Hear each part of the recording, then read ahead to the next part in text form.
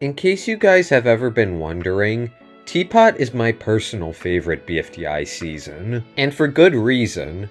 Hey, that rhymed. As the character development and intense storylines put you on the edge of your seat almost every episode, making episodes action-packed and very enjoyable to watch. And while everyone has their own opinion on which TPOT episode is the best, whether it's TPOT 13 for diving deeper into one's motives, TPOT 15 for the fact that reality almost came to an end, or TPOT 19 for being the darkest and creepiest thing to come from BFDI, in my opinion, the best episode to come from TPOT and one of the most cinematic masterpieces in all of BFDI has to be TPOT 17, and it is due to the fact that it is perhaps the most top-to-bottom episode in BFDI history. You genuinely have so many amazing things happening all throughout the episode, making every minute of this episode exciting. And today, I'm gonna be explaining why that's the case. Yeah! But before I list the absolute best moments from TPOT 17, I do want to list some honorable mention moments as well. Essentially, small moments that still contributed to TPOT 17's greatness. Obviously in TPOT 17, we didn't learn about the eliminated contestants in the same manner that we learned about them in TPOT 22, but nonetheless, it was still a breath of fresh air to see them again, as well as learn a bit more about the hotel they were staying at, and seeing them attempting to break down the exit door. While not the most exciting challenge, seeing who could survive their amusement park attraction the longest was still an overall fun challenge.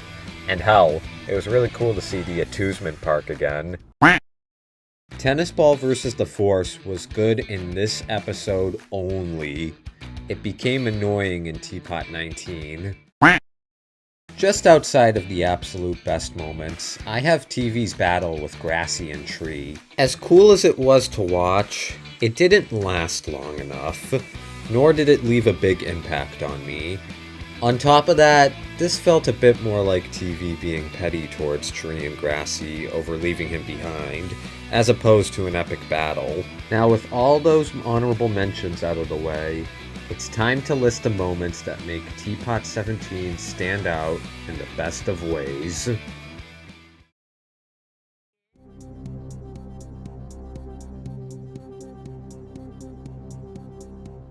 As has been the standard since BFDI began, most elimination ceremonies can get pretty intense, whether it's because of a vote war, or because of how the eliminated contestants react to their sudden demise. And TPOT 17's elimination ceremony is a prime example of that. To start off, we had two contestants get eliminated from the same team, which is a rarity in BFDI. And secondly, the fashion in which these two were eliminated was pretty fucking nuts. When it came to Pillow's elimination, it meant that her reign of terror was over, which was something that a lot of BFDI fans were begging to see due to how controversial of a character she is. So it's safe to say that a lot of Pillow haters were stoked to see her finally gone. And as for Yellowface's elimination, I would say that this was the most fearful a contestant was at being eliminated, because to see him give up his newly acquired limbs in an attempt to prevent 4 from eliminating him, and then proceed to scream and beg in fear, really just put me on the edge of my seat when I watched this episode for the first time. So taking all those factors into consideration, safe to say, this was one elimination ceremony for the ages.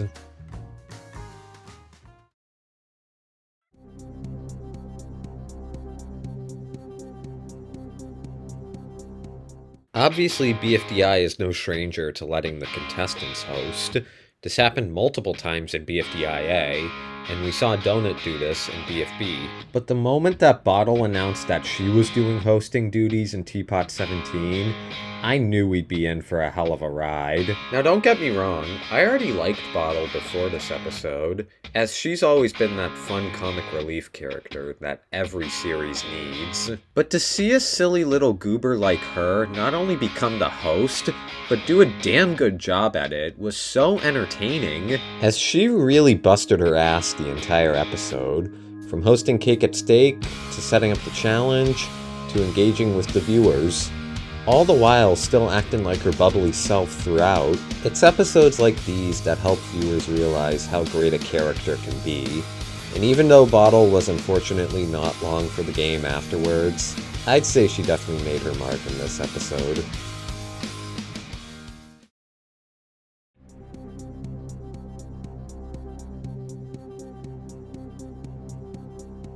So remember how back in TPOT 10, we learned that Loser completely left Winner behind to pursue fame, and from that moment onwards, we viewed Loser as a selfish asshole? Well, it actually turns out that Loser wasn't as selfish as we thought, cause yeah, while he still pursued the fame, he never forgot about his bond with Winner, adding a winner-shaped cereal in each box of Loser-O's, and even accompanying it with the slogan, "Eat these pieces to feel like a real winner." And to see Winner eat the cereal in pure joy was very heartwarming to watch, as he realized right then and there that his best friend still loved him, which is something that would be further expanded on in TPOT 19 to 21. So yeah, this moment may have been quick, but I couldn't help but include it as one of the absolute best moments of TPOT 17.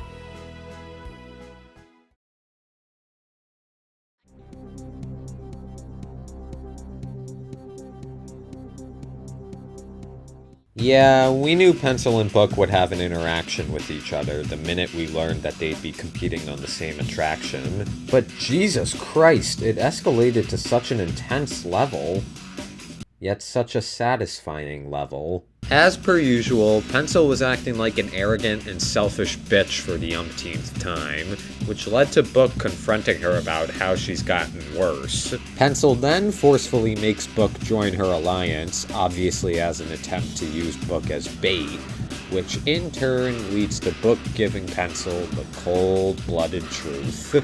I will never be in an alliance with you ever again, Pencil! Why?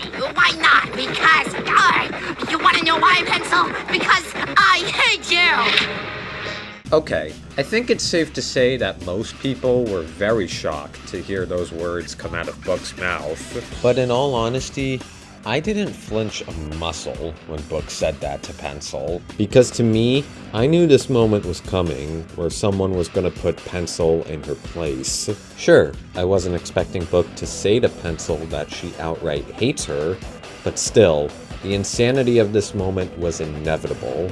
It was just a matter of time. After Book continues to spit the truth into Pencil's face, Pencil throws Book off the force, and ultimately wins her portion of the challenge for Cloudier. While I do admit that I don't think Book is a spectacular character by any means, I'm glad she stood up for herself in this moment, making it loud and clear how done she was with Pencil's toxicity, and making this one of the most satisfying moments in all of BFDI, let alone one of TPOT 17's best moments.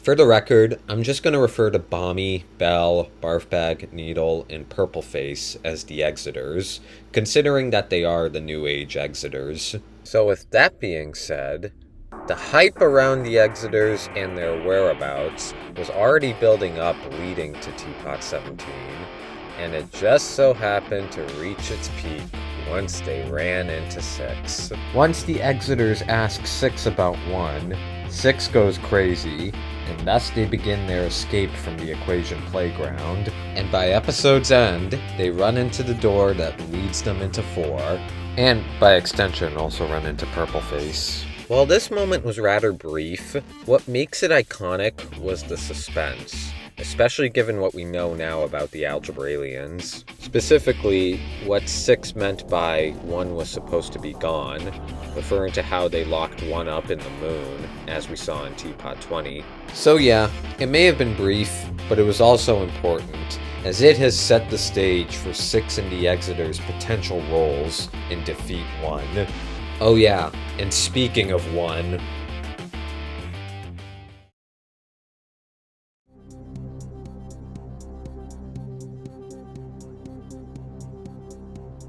Up until this point, we knew how chaotic 1's deals with contestants could get, as we saw when she blackmailed Basketball and Gady in TPOT 13 and 15 respectively. So I guess it was only expected that once the Exeter storyline reached its peak, so did the chaotic nature of these silly little contracts.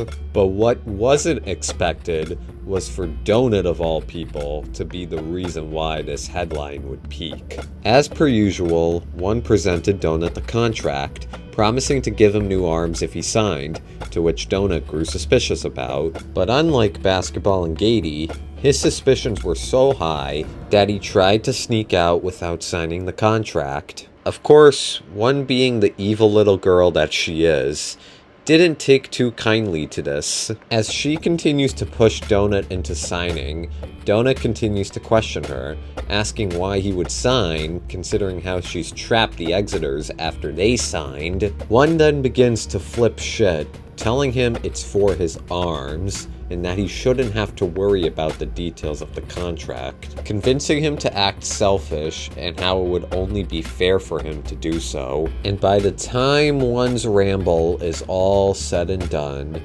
Donut officially makes up his mind. No one has ever... Fine! Don't want to make a deal? Fine! No, wait, what are you doing? You're kidding. If you're not going to be selfish, I may as well be. Time for another! No! Go and tell your little friends where disobeying me gets ya, if they can even understand it. Bye, Donut! Useless. Holy shit. Everything about this moment was insane. Again, Donut is not the type that would engage in an epic confrontation like this, but my god did he sense how evil 1 was, as he knew that the only way to make it out alive without harming others was to fight back. And while 1 crashing out at Donut was inevitable, did she really have to do him dirty and rip off his legs too? Damn. But hey, it all paid off for Donut, as he'd eventually attach all of Yellowface's limbs to his body by episode's end. But when it is all said and done, this moment right here is arguably BFDI's most intense confrontation ever. To see someone finally stand up to 1, only for 1 to respond the way she did, was crazy. Oh, and to add on to that, this moment would set up Donut and 1's next epic meeting in TPOT 19. So yeah, an absolute peak moment, and to a lot of fans, this is their favorite moment of TPOT 17. And yet, I still have 1 more moment to talk about.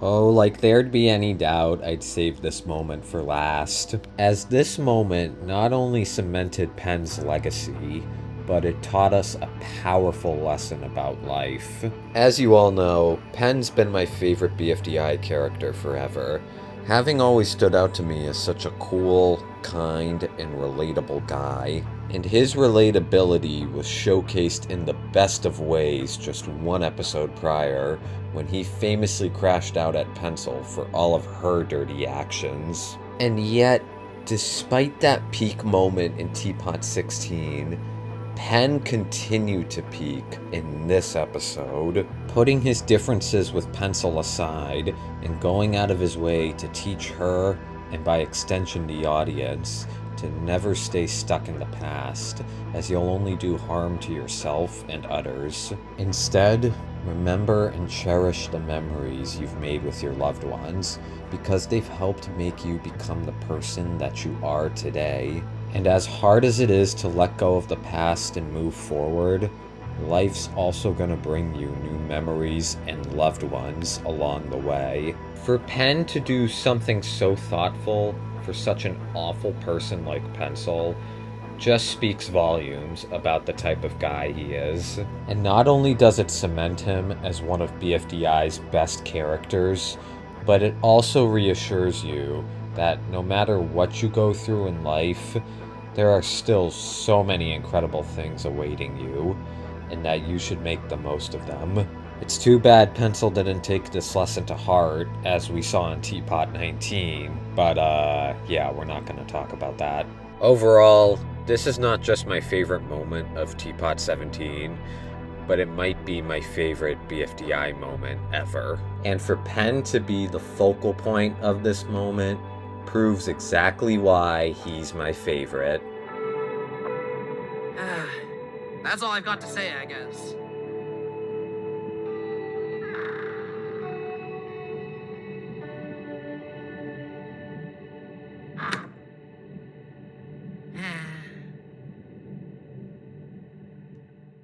And that'll do it for this video, my beautiful Pensters. I hope you were all able to see my perspective on why I think TPOT 17 is one of the absolute best episodes of BFDI. But as always, feel free to leave your opinions in the comments below on what you think is BFDI's best episode. Thanks for watching, and I'll see you all in the next one.